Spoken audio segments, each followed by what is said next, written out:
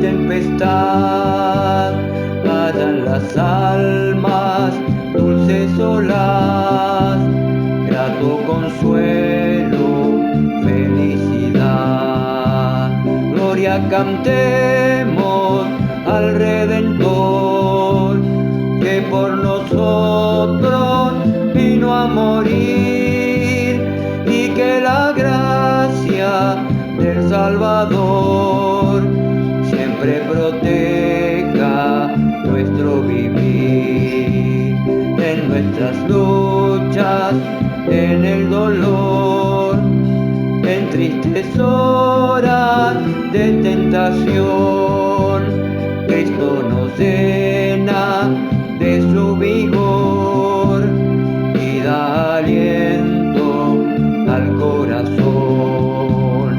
Gloria cantemos al Redentor, que por nosotros vino a morir, y que la gracia del Salvador siempre proteja nuestro vivir. Cuando luchamos llenos de fe y no queremos desfallecer, Cristo nos dice: siempre os daré gracia divina, santo poder. Gloria cantemos al Redentor, que por nosotros vino a morir, y que la gracia del Salvador siempre proteja nuestro vivir.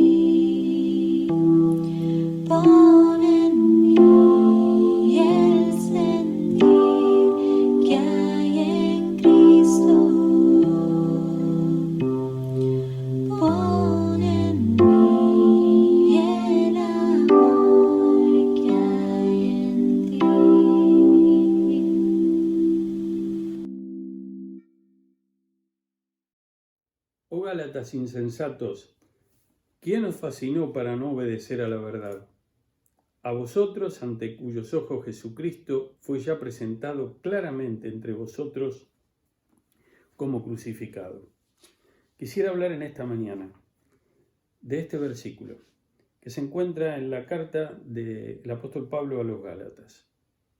Y quisiera decir simplemente como introducción que esta carta fue dirigida a creyentes en la región de Galacia, grupos, como había en toda la iglesia primitiva, en diferentes lugares, en diferentes casas de esa región.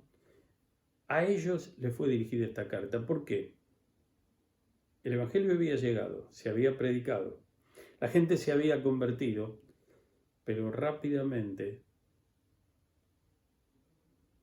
dejaron al costado el Evangelio, se seguían reuniendo. pero decidieron escuchar a maestros falsos. ¿Y qué hacían los maestros falsos? Obviamente enseñaban doctrinas falsas, enseñanzas falsas. ¿Y cuál era la enseñanza errónea? La enseñanza errónea era de que ellos no tenían que vivir poniendo su fe en Jesucristo. Tenían que hacer obra, tenían que hacer mérito, tenían que hacer algo por sí mismos para poder entonces vivir la vida cristiana. Fíjense que el Evangelio, que significa, es una palabra griega que significa la buena noticia de Dios en Jesucristo, nos habla a nosotros de que nada podemos hacer para ser salvos. Y nos dice que todo lo hizo el Señor.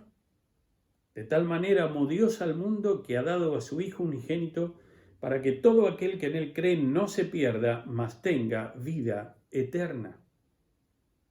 El Señor vino a este mundo para morir en la cruz por nuestros pecados. La cruz es algo central en el corazón de Dios. Y quiere el Señor que así lo sea para nosotros. Y yo quisiera mencionar algunos textos que nos hablan justamente de la importancia de la cruz. Fíjense lo que dice Pablo cuando escribe, no solamente lo dice acá a los Gálatas, ¿quién os fascinó? Le dice a ellos, ¿quién los fascinó para no obedecer a la verdad? A vosotros, ante cuyos ojos Jesucristo ya fue presentado claramente entre vosotros como crucificado. La cruz era central en la predicación apostólica. Era central para Pablo, pero también los apóstoles, el apóstol Pedro, los predicadores de la iglesia primitiva, cuando predicaban sobre la muerte de Jesucristo en la cruz del Calvario. Por supuesto que se predicaba la resurrección, pero ellos predicaban, como decía Pablo, a Jesucristo y a este crucificado. 1 Corintios 2:2 dice, así que, hermanos, cuando fui a vosotros para anunciaros el testimonio de Dios, no fui con excelencia de palabras o de sabiduría, pues me propuse no saber entre ustedes otra cosa sino a Jesucristo y a este crucificado. Pablo llegaba con desánimo a Corinto, llegaba tal vez con una situación personal de desaliento, esperando que la presentación del Evangelio en Atenas hubiera hecho un impacto fenomenal. Y si bien hubo conversiones y si bien hubo fruto, él llega en debilidad. Él llega en debilidad a Corinto. Y ahí él predica. ¿Y qué predica? Predica a Cristo crucificado. ¿Por qué los corintios se convirtieron? No se convirtieron por un predicador elocuente. No se convirtieron por uno que iba en ganador. Se convirtieron no por el predicador, por el mensaje. Y el mensaje era, Jesucristo murió por ustedes. El mensaje para vos hoy, Jesucristo murió por vos en la cruz del Calvario. Y Él quiere que vos mires la cruz en esta mañana. En este tiempo de dificultad para el mundo y para el país. Quiere que mires la cruz. Y si vos sos creyente, como a los Gálatas te dice, ¿qué te está pasando? ¿Por qué dejaste de estar cerca de mi corazón? ¿Por qué te apartaste del camino? ¿Por qué quedó la Biblia junto al calefón o vaya a saber dónde? Y vos caminás la vida como si no me tuvieras como Salvador y Señor de tu vida. Pero tal vez vos estés escuchando en esta mañana o cuando escuches este video, cuando lo veas. Y el Señor también te dice a ti, con amor eterno te he amado. Con amor eterno. Él nos anhela. Él quiere que nosotros nos arrepintamos de nuestros pecados y le confesemos, le pidamos perdón. Él quiere que todos nosotros seamos salvos y procedamos al arrepentimiento. 1 Corintios 1:18 dice, porque la palabra de la cruz es locura a los que se pierden, pero a los que se salvan, esto es a nosotros, es poder de Dios. Justamente lo que los romanos pensaban acerca de la cruz era que era vergonzosa. Morir crucificado era algo deshonroso en ese tiempo donde los hombres daban un lugar preeminente al honor. ¿Qué es para nosotros la cruz? ¿Qué es para nosotros la cruz? Para nosotros es pinturas famosas. Para nosotros la cruz, ¿qué representa? ¿Representa cuestiones religiosas nada más? La cruz representa el corazón de Dios enviando a su Hijo, quien se hizo hombre, para morir por nuestros pecados. 1 Corintios 15 dice, porque primeramente os he enseñado lo que asimismo recibí, que Cristo murió por nuestros pecados, conforme a las Escrituras. Fue sepultado, resucitó al tercer día, conforme a las Escrituras. Pero ¿qué era lo que predicaba Pablo? Que Cristo murió, el justo por los injustos, para llevarnos al Señor. Yo quisiera pensar en esta mañana. Estamos en un tiempo de dificultad. Justamente hay gente que no toma en cuenta a Dios. Hoy escuché un video de presidentes latinoamericanos. Alguien compiló todo eso. Hay presidentes de varias naciones. Y ellos están terminando sus discursos pidiendo a la gente que ore, pidiendo a los cristianos que oren. Algunos recitando versículos de la Escritura, como 2 Crónicas 7:14. Si se humillare mi pueblo sobre el cual mi nombre es invocado, y se convirtieren de sus malos caminos, y oraren, y buscaren mi rostro, y se convirtieren de sus malos caminos, entonces yo oiré desde los cielos, perdonaré sus pecados, y sanaré su tierra. Lo escuché a un presidente latinoamericano decirle eso.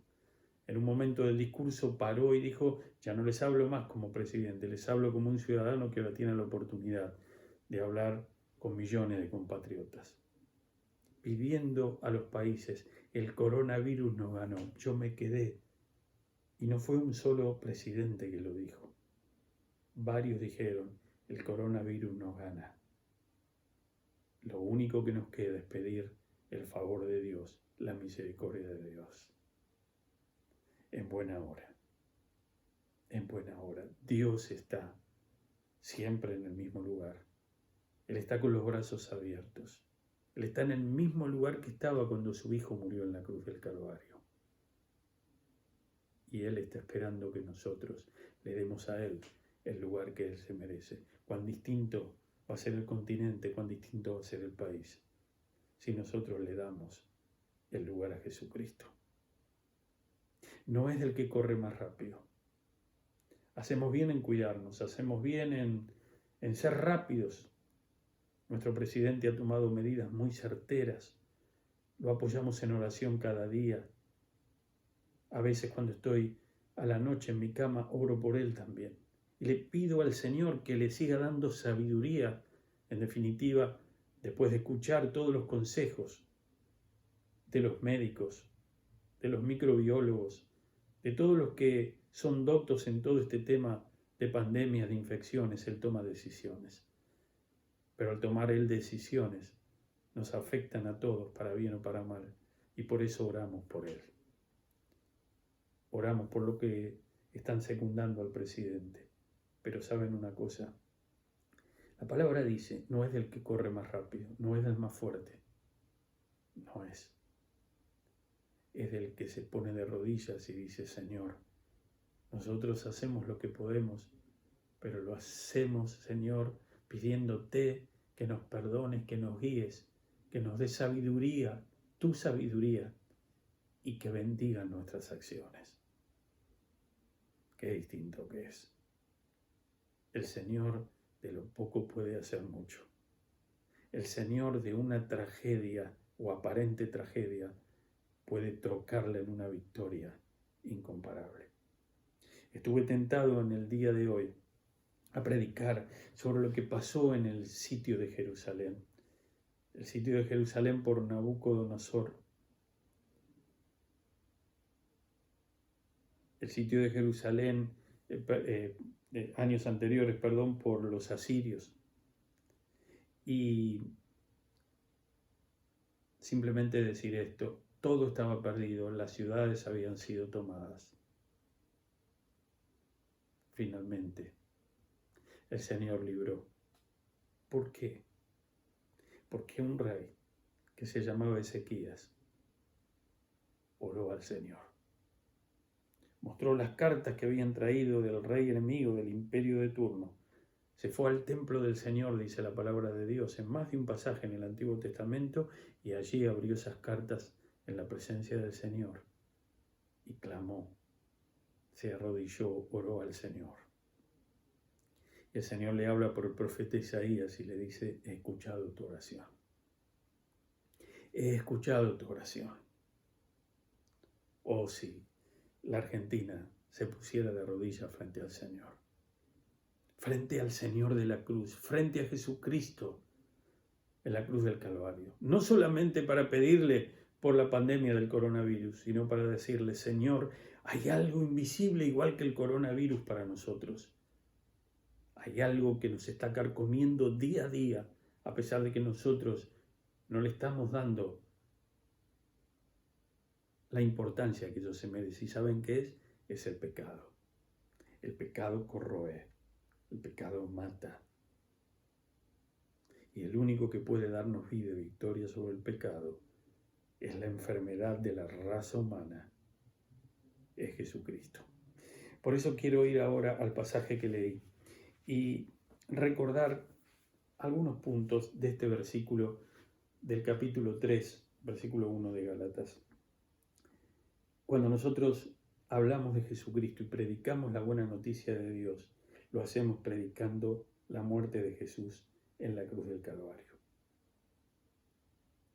Esto nosotros nos fuimos llamados para dar consejos a la gente de cómo vivir mejor. Haríamos mal si habláramos solamente de la sabiduría.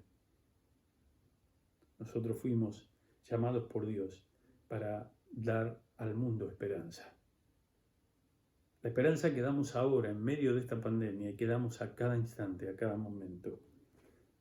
La esperanza en Jesucristo. En segundo lugar, el Evangelio debe ser proclamado, debe ser predicado de tal manera que cada uno de los que lo escuchamos podamos llevar nuestro pensamiento y nuestra mirada a la cruz del Calvario.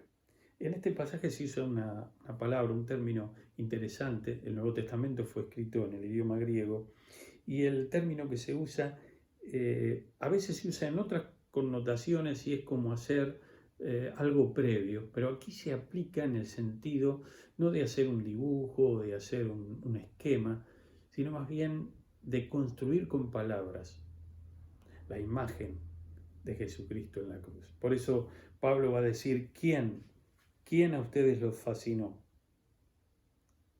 Ustedes ante cuyos ojos, cuyas vidas, Jesucristo fue claramente, ese adverbio es el que está traduciendo en esta versión esa palabra. Jesucristo fue presentado claramente delante de ustedes. Y predicar el Evangelio es proclamar la cruz. Es proclamar la cruz no como algo, un hecho histórico. Fue un hecho histórico. Tal vez fue el hecho con más comprobación en toda la historia de la humanidad, con más documentación. Ustedes saben que de la Biblia y especialmente del Nuevo Testamento existen más documentos, más copias de diferentes partes y de todo el Nuevo Testamento entero que de ninguna otra obra que se conozca de la literatura, que se conozca sobre la faz de la tierra. La palabra de Dios es cierta, es verdad, pero lo que nos dice es que este hecho no es solamente un hecho histórico. Yo puedo aceptar muchos hechos históricos, pero ninguno de ellos cambió mi vida. Pero cuando ese hecho histórico de la cruz del Calvario lo tomo como una realidad personal, lo veo como una realidad personal, y miro a Jesucristo como mi Señor y Salvador, entonces tiene otro sabor, entonces tiene otro poder sobre mi vida. En cuarto lugar, hay otra cosa que sobresale aquí. Cuando se habla de Jesucristo en la cruz, se usa un tiempo de verbo, que es el tiempo perfecto. Por ejemplo, cuando nosotros decimos, yo he amado, yo he pintado. ¿Qué quiere decir? ¿Qué diferencia hay con otros tiempos de verbo? Yo estoy expresando un pasado perfecto, que es lo que dice este tiempo, que se realizó una acción en el pasado, pero que sus efectos siguen teniendo vigencia. Jesucristo murió en la cruz del Calvario. Ahora no estoy usando un tiempo perfecto, pero cuando decimos que Él ha sido crucificado, ese es el tiempo. Porque Él fue crucificado en la cruz hace 2000 años, pero su efecto, su poder permanece, porque Él está vivo, porque Él fue a la tumba y resucitó al tercer día. Él derramó su sangre preciosa, y su sangre preciosa nos limpia a nosotros de todo pecado. Y en quinto lugar, nosotros necesitamos poner en el Cristo de la cruz nuestra confianza. Nuestra confianza. Y algunos dirán esta mañana, ¿cómo relaciono esto con todo lo que nos está pasando? Todo es un paquete. Cuando nosotros confiamos en Jesucristo y creemos que Él murió por nosotros, cuando nosotros entendemos que somos pecadores, que nada podemos hacer, que este era el problema de los Gálatas, ellos lo habían entendido y se volvieron atrás. Cuando nosotros entendemos que nada podemos hacer para ser salvos, ni nada podemos hacer para sostener nuestra salvación, que todo lo hizo Jesucristo, lo único que nosotros podemos traer son nuestros pecados a los pies de su cruz. Cuando nosotros entendemos eso y creemos en Jesucristo, Él nos da vida eterna. La vida eterna no es una vida que empieza en el futuro, la vida eterna empieza en el momento en que creemos. Esa vida eterna es una vida abundante en esta vida. Y la Biblia nos dice que cuando nosotros confiamos en Jesucristo, el Espíritu del Trino Dios, del Dios creador del cielo y de la tierra, del Dios todopoderoso, viene a morar a nuestra vida, a nuestro cuerpo. Nosotros tenemos un espíritu con minúscula, alma. Pero cuando viene el Espíritu de Dios, viene a vivir en nosotros. Y Él está con nosotros durante toda nuestra vida. Y Él nos guía, Él nos consuela. Él tiene como misión llevarnos a Jesús, mostrarnos permanentemente la cruz y a Jesucristo en la cruz a lo largo de la peregrinación de nuestra vida cristiana. Y cuando vienen las pruebas, y cuando vienen las tempestades, y ahora que vino esta pandemia, hay un pasaje en la Escritura, queridos hermanos, amigos, que nos llena de esperanza y nos llena de fe. La Biblia nos dice de que el Señor siempre nos va a quitar todas las dificultades que se nos presenten en nuestro camino. Dice que Él nos va a ayudar a enfrentar las dificultades. Nos dice que Él nos va a ayudar a esquivar las dificultades. Nos dice que Él nos va a ayudar a que cuando nosotros nos enfrentamos a una dificultad nos demos vuelta a 180 grados y nos vayamos. Él nos va a ayudar. Él nos va a ayudar a vencer. Pero ¿qué es vencer para el cristiano? Romanos capítulo 8 va a decir hacia el final que a los que a Dios aman, es a saber a los que creen en Él de todo corazón, todas las cosas les ayudan a bien. Esto es a los que conforme a su propósito son llamados. Y el pasaje allí en la carta a los Romanos sigue.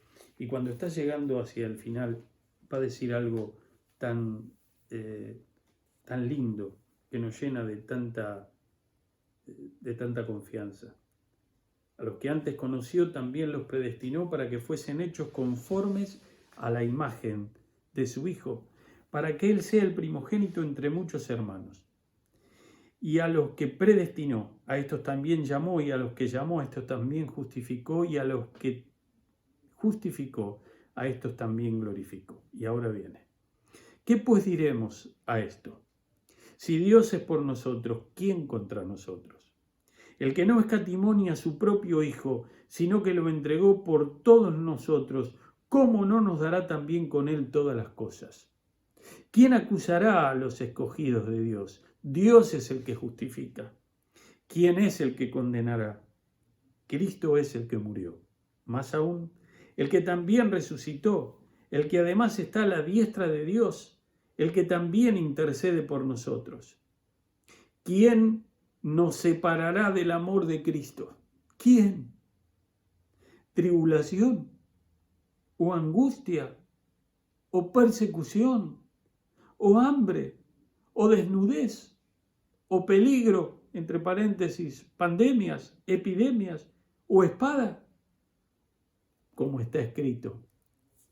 Por causa de ti somos muertos todo el tiempo, somos contados como ovejas de matadero. Antes, en todas estas cosas, somos más que vencedores por medio de aquel que nos amó.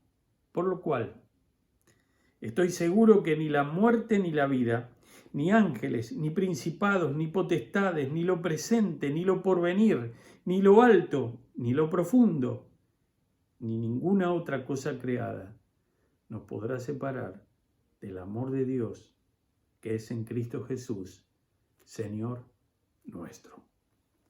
Amén. Querido hermano, querido amigo, te invito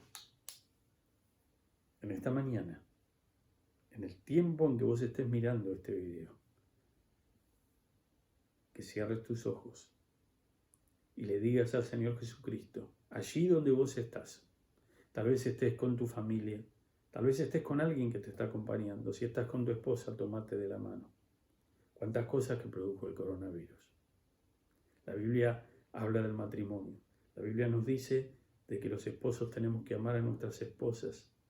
La Biblia dice de que la esposa debe respetar al esposo, no porque no tenga que amarlo y viceversa, no porque el hombre no tenga que respetar a la esposa. Que vivan en la unidad, una sola carne. Pero los que viven sin tomar en cuenta a Dios, viven a su manera. Y al vivir a su manera, algunos tienen familias paralelas, otros se acuestan con cuánta mujer se cruza, o la mujer con cuánto hombre. Y así hay distintas cosas. Yo me pregunté, Dios ve desde los cielos, en estas últimas décadas, ¿cómo estarán los ojos de Dios? La profecía Sofonías dice que él en aquel tiempo estaba con linterna. Yo estoy con linterna sobre Jerusalén. Es como si él tuviera un reflector. Para los que conocen la historia de la Segunda Guerra Mundial, una batería de Coventry al revés. No la que usaron los ingleses para enfocar a los aviones alemanes, sino un gran reflector de Dios sobre nuestras ciudades, que traspasa los techos, los cielos rasos, y que traspasa las conciencias y llega a lo profundo de nuestro ser, y nos ve y nos mira. Y nosotros no podemos engañar a Dios. ¿Por qué habrá venido esta pandemia? ¿La habrán provocado? ¿Será una guerra bacteriológica? Yo no lo sé. Pienso, no lo sé. Pero sea como sea que esto llegó, sé que Dios está atrás. Sé que la voluntad permisiva de Dios está atrás. ¿Qué es lo que está sucediendo? ¿Qué es lo que está pasando? ¿Cuántas personas que vivían sus vidas como querían, ahora, en la soledad de sus casas o en la compañía de su familia, empiezan a elevar los ojos al cielo? Y en buena hora, busquen a Dios, decía el profeta, mientras pueda ser hallado. Llámenlo, en tanto que está cercano. Deje el impío su camino, el hombre inicuo sus pensamientos, y vuelva hacia el Señor, el cual tendrá de él misericordia, y al Dios nuestro, el cual será amplio en perdonar. Que este tiempo sea un tiempo para recobrar nuestra comunión con Dios. Que este tiempo sea un tiempo para mirar a Jesús en la cruz y decir, yo tendría que haber estado allí. Que Que este sea un tiempo para entregar nuestras vidas a Jesucristo. No hay otro nombre dado a los hombres en que podamos ser salvos. Y yo les hablo con todo el corazón puesto en mi mano como predicador del Evangelio.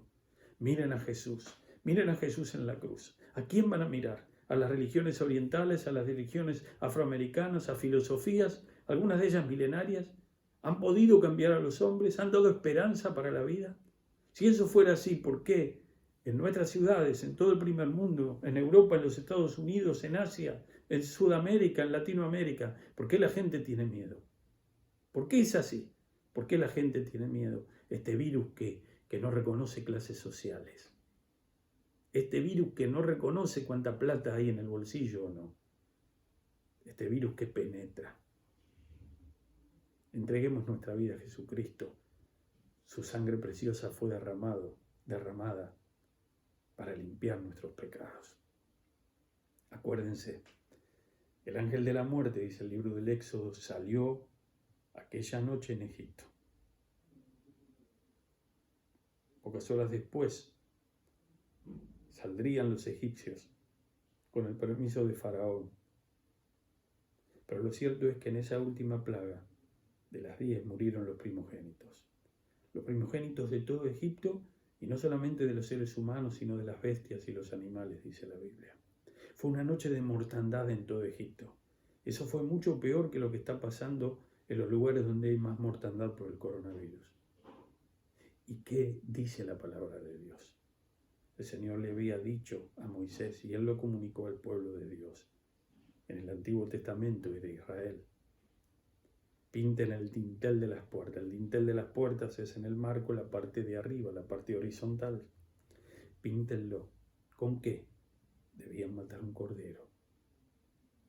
Debían realizar el sacrificio de ese cordero, pero con la sangre del cordero pinten el dintel. ¿Qué simbolizaba esa sangre? Cuando el ángel de la muerte pasara por todas las casas, por todos los hogares, las familias estaban adentro, como ahora en el coronavirus, y él iba a ver, o como ahora en la cuarentena, y él iba a ver qué casas estaban con el dintel pintado con la sangre del cordero. La sangre del cordero lo salvó. Si algún israelita no hubiera obedecido, también hubiera entrado el ángel de la muerte a esa casa. La sangre del cordero. ¿Cómo presentó Juan el Bautista a Jesús? He aquí el Cordero de Dios que quita el pecado del mundo. Entrégale tu vida a Jesucristo. Entrégale tu vida donde estés. Yo sé que este video se escucha no solamente en la ciudad de Buenos Aires, en el conurbano, se escucha en muchos lugares del interior del país. Entrégale la vida a Jesucristo. Llama por teléfono, no podés salir, no tenemos los templos abiertos, no podemos tener entrevistas, pero sí tenemos los celulares, los teléfonos. Llama, escribí por un WhatsApp, comunicate con algún creyente, comunicate con alguien, y si no, busca a alguien. Si este video llega hasta tus manos, para decirle, conforme escuché, entregué mi vida a Jesús, creo en Él, creo en Él. Vamos a orar. Tómate de la mano con tu esposa, con tu esposo. Si están tus hijos en tu casa, hagan una ronda, tómense de la mano y oremos al Señor. Padre Celestial, quiero rogarte, Señor, en este momento, que tú tomes esta palabra predicada, que cada uno de los que están del otro lado ahora, algunos solos, otros de a 2, de a 3, otros de a 4, de a 5, con la familia en la cuarentena, te están viendo. Tal vez alguien esté viendo esto en un sanatorio, tal vez alguien esté viendo esto en algún lugar X. Oh Señor, quisiera orar para que cada uno haga suya esta oración ahora y te diga, Padre Celestial, mi querido Dios, pasaron años en mi vida y nunca había mirado tu cruz. En esta mañana pongo mis ojos en Jesucristo, allí en la cruz del Calvario, con la corona de espinas clavado, sus manos, sus pies. derramando su sangre preciosa y llevando el castigo que mis pecados merecían. Gracias, Señor, porque Él murió por mí. Gracias porque, Señor, comprendo que en Él hay perdón. Perdóname, Señor. Creo en ti. Te entrego mi vida, te entrego mi corazón. Tómalo, Señor.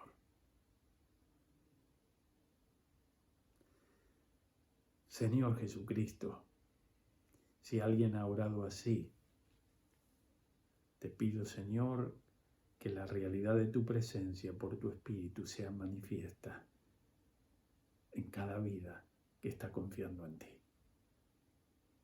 Bendice cada familia. Señor, quita el temor. Bendice al presidente, bendice al ministro de Salud, bendice a los que están trabajando en la ciudad de Buenos Aires, en la provincia, en el interior del país, las provincias más complicadas como el Chaco, Señor, también. Bendice a cada uno. Haz que seamos obedientes, un pueblo obediente, y obediente también a tu palabra. Y pon tranquilidad. Y permítenos, Señor, llevar esperanza a diestra y siniestra. Porque en ti hay poder para detener pandemias, hay poder para transformar las vidas, hay poder para restaurar vidas, hay poder para perdonar pecados. Gracias, Señor. En el nombre del Señor Jesucristo. Amén. Y quiero terminar diciéndoles cómo el Señor da fruto a su palabra. En el mensaje que sacamos esta semana, entre semana, en el culto de oración, me escribieron varios hermanos y una familia. Estaba participando junta del culto, escuchando, siguiendo los motivos de oración, y uno de sus hijos le dice a su mamá y a su papá: yo quiero ser bautizado. Un niño que viene en nuestras escuelas dominicales. Y yo me alegro en el Señor. Y también me alegro por lo que otros han escrito. Que el Señor bendiga su obra, bendiga a nuestros pastores que tenemos también en el interior del país, consiervos, y el Señor nos conduzca en este su día para hacer con nosotros lo que Él quiere hacer. Que Dios los bendiga.